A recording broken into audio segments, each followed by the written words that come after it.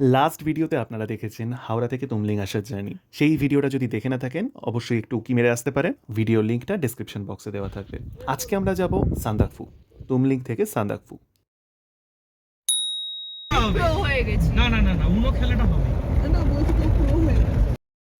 আচ্ছা, তুমলিং থেকে বেরোনোর সাথে সাথে আগেও যা বলেছি আগের ভিডিওতে সেটা আবারও বলবো, সামনে যে বসবে গাড়ির তার কাছে যেন অলওয়েজ সবার আধার কার্ড মজুদ থাকে, না হলে কিন্তু প্রবলেম হবে। কারণ প্রত্যেকটা চেক পয়েন্টে দিতে হবে।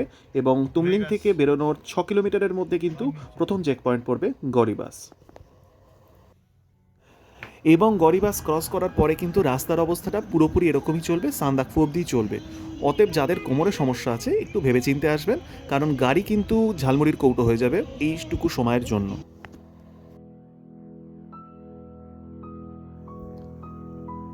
3186 মিটার উচ্চতায় অবস্থিত এই কালপোখরি বা Kalipokhari, black lake direct translation করলে যা হয়। এটা নিয়ে অনেক গল্প শুনবেন, জাস্ট গল্পই সেগুলো, কিন্তু বেসিক্যালি একটা কালো জলের লেক, কারণ প্রচুর অ্যালজি আছে সেই কারণে। অত্যন্ত শান্ত একটি জায়গা, কিন্তু এইখান থেকে কিন্তু ঠান্ডার পরিমাণটা আস্তে আস্তে বাড়তে শুরু করবে। অতএব গরমের জামা কাপড় আরও কিছু হাতের কাছে রাখবেন।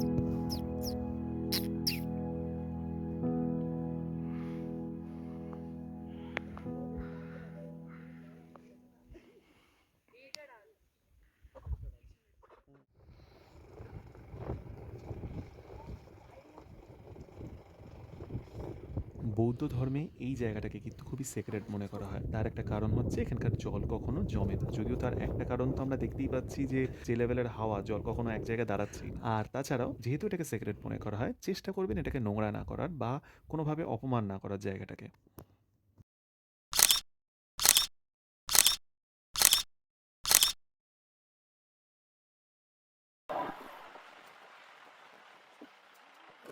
জায়গাটার নাম হচ্ছে বিখায় ভ্যাঞ্জাম। আর চেষ্টা করবেন যখনই কোনো চায়ের দোকান বা কিছু পাবেন নেমে টয়লেট করে নেওয়া, কারণ এখানে যেখানে সেখানে টয়লেট করা যায় না এবং জায়গাও নেই। আর গাড়ি দাঁড়ানো যাবে না, কারণ একটা গাড়ি দাঁড়ালে আরেকটা গাড়ি যেতে পারবে না। সেন্স নেবে।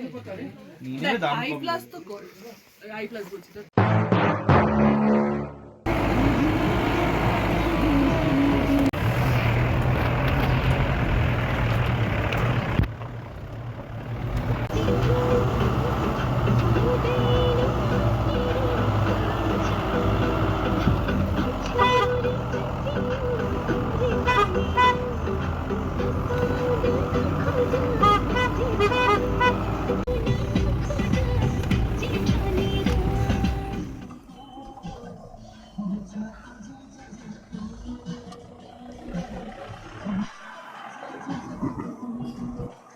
বরফ হয়ে আছে, আমি তাই বলি নড়ছে না কেন?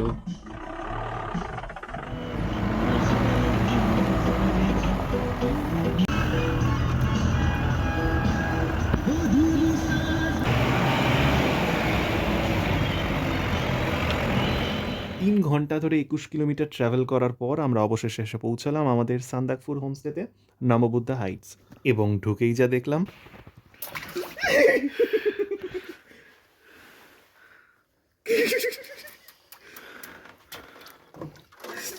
হাত দিস না। কেন, কি আছে? তোদের দেখে ঠান্ডা লাগছে? তো এখানে জল যখন জমে যাওয়া শুরু হয়ে গেছে আমরা বুঝতে পারলাম এবার আমাদেরকে কিন্তু খাওয়াটা একটু কন্ট্রোলে খেতে হবে, নাহলে পরে গিয়ে বিপদে পড়তে হবে। পড়ে আছে।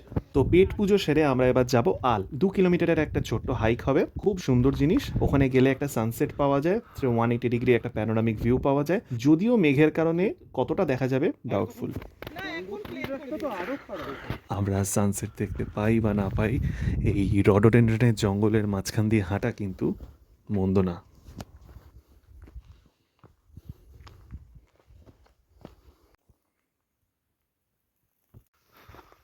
নিজের সময় নেই, হ্যাঁ পারলে বসে যা রাস্তায়। হ্যাঁ। প্রথমবার আমি রেকর্ড দিলাম ভালো।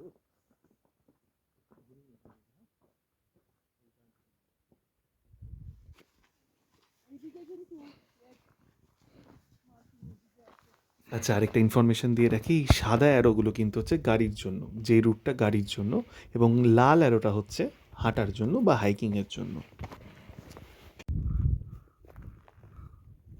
এই রাস্তা দুধার ধরে পুরো রোডোডেন্ড্রন হয় এই সময়। আচ্ছা, তো আরে এসে আমরা যেটা বুঝলাম, আমরা মেঘের আড়ালে আছি নাকি সূর্য মেঘের আড়ালে আছে, এইটা নিয়ে কিন্তু একটা ডিবেট হতেই পারে। এবং এই স্তম্ভটার সামনে যে আমরা দাঁড়িয়েছি, আমরা নেপালে আছি, এবার তার ঠিক উল্টো দিকে বা পেছন দিকে যদি চলে যাই, ওটা কিন্তু ইন্ডিয়া।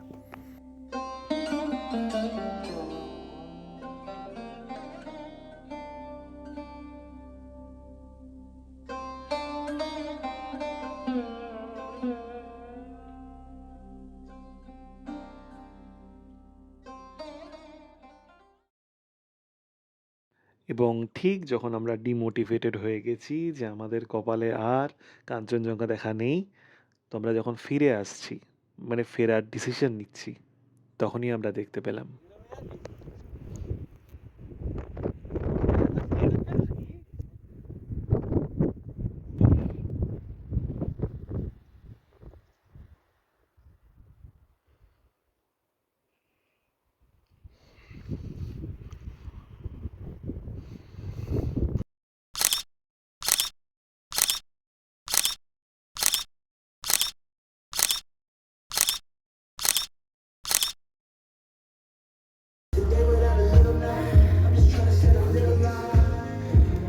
এবং আমার ফোনের চার্জ শেষ। তার সাথে বলে রাখি, এখানে কিন্তু রাত্রির বেলা অনেকক্ষণ কারেন্ট থাকে না, অতএব আমার ফোনের চার্জও হয়নি, যার কারণে আর কিছু রেকর্ডিং হয়নি। এরপরে নেক্সট সকাল। A very good morning from Sandakphu. বেশি কথা বলবো না, আমি যেটা দেখতে পাচ্ছি সেটা আগে দেখাই।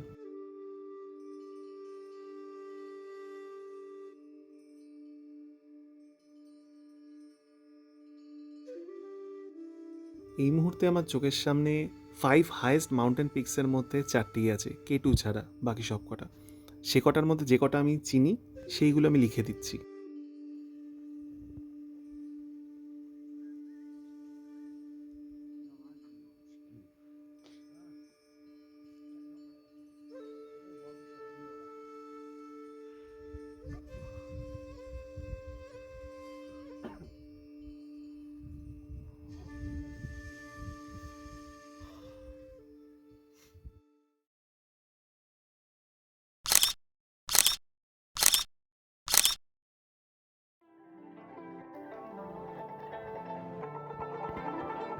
এই সানরাইজটা আপনারা দেখতে পারেন সানরাইজ হোটেলের ওপর থেকে, যেটা দরজা নিচে খোলাই থাকে সকাল থেকে, বা একটা ওয়াচ টাওয়ার আছে আমাদের এই হোটেলটার সামনে বা হোমস্টেটার সামনেই, মানে নমবুদ্ধা হাইটসের সামনেই, সেখান থেকেও দেখা যায়।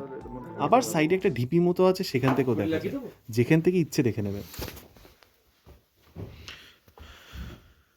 এই হচ্ছে আমাদের রুম, একদম বেসিক কাঠের, ওয়েল ইনসুলেটেড। আচ্ছা, এর তলায় 1 সেকেন্ড ইলেকট্রিক ব্ল্যাঙ্কেট আছে। বাথরুমে জল নেই, বাট পরিষ্কার। জল নিতে হবে, দেখাচ্ছি 1 মিনিট। ওইখান থেকে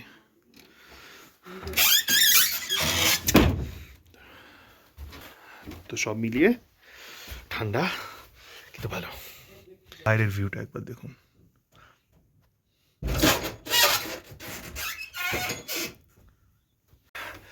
এই মুহূর্তে টেম্পারেচার হচ্ছে কত, -2। এবার আমরা যাব থাকুম ভ্যালি। জল ইউজ করা যাচ্ছে না সেভাবে,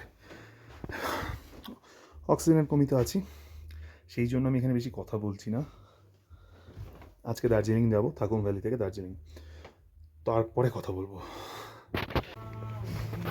ওই ব্যাগ কেউ বুকার খাসি আচ্ছা।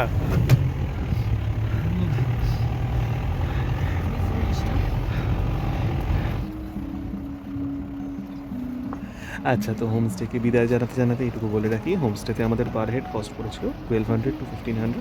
ওটা ডিপেন্ড করবে আপনাদের যখন যেই টাইমে আপনি আসছেন তার উপরে।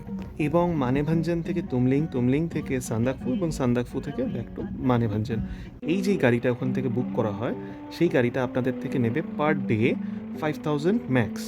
এবং আমরা যার গাড়িতে গেছিলাম আর কি, তার নাম ছিল হচ্ছে সাহিল, খুব ভালো ছেলে, যথেষ্ট হেল্পফুল। তার সাথে কন্ট্যাক্ট করতে চাইলে আমি নাম্বারটাও দিয়ে রাখছি। ট্রেন থেকে নেমে এখানে আসতে যদি আপনাদের একটু বেশি টাইম লেগে যায় তখন এই সাহিলকে ফোন করলে ও কিন্তু বুক করে দেবে। আচ্ছা, তো আমরা যাচ্ছি ইয়াক লজ। এই ইয়াক লজটা আছে হচ্ছে থাকুম ভ্যালিতে। থাকুম ভ্যালির অল্টিটিউড 3600 মিটার্স, আর বাকিটা গেলেই দেখা যাবে।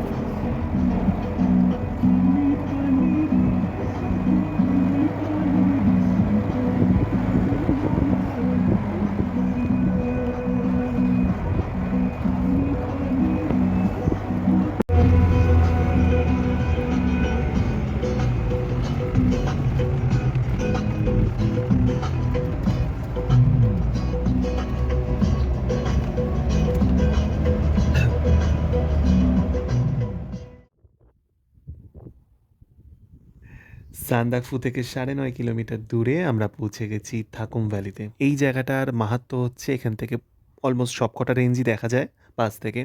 আর তার মধ্যে আছে ইয়াক লজ। এই ইয়াক লজে কিন্তু আপনারা থাকতে পারেন। ট্রিপল, ডাবল আর সিঙ্গেল বেডের অপশন আছে। এই লজের ডিসক্রিপশনটা বা ডিটেলটা আমি না হয় ডিসক্রিপশন বক্সে দিয়ে দেবো। হয়ে গেছে, অনেক শাড়ি পরে হয়ে গেছে।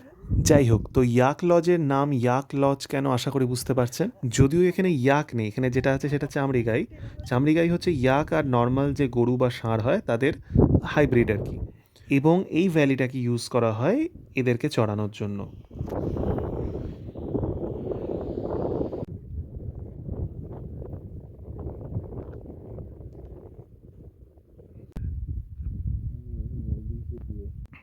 এসছে মানে বিচের মতন সাদা পেছনে রিবন।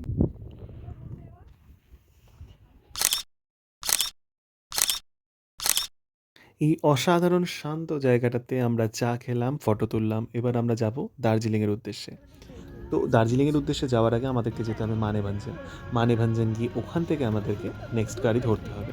এবং দার্জিলিংয়ে গিয়ে মজার ব্যাপার আছে, সেটা পরের ভিডিওতে থাকবে। ততক্ষণ অবধি লাইক করবেন, পছন্দ হলে সাবস্ক্রাইব করবেন, ইচ্ছে হলে কমেন্ট করবেন, অবশ্যই করবেন, ওটা বেশি দরকার। এবং ওম শান্তি।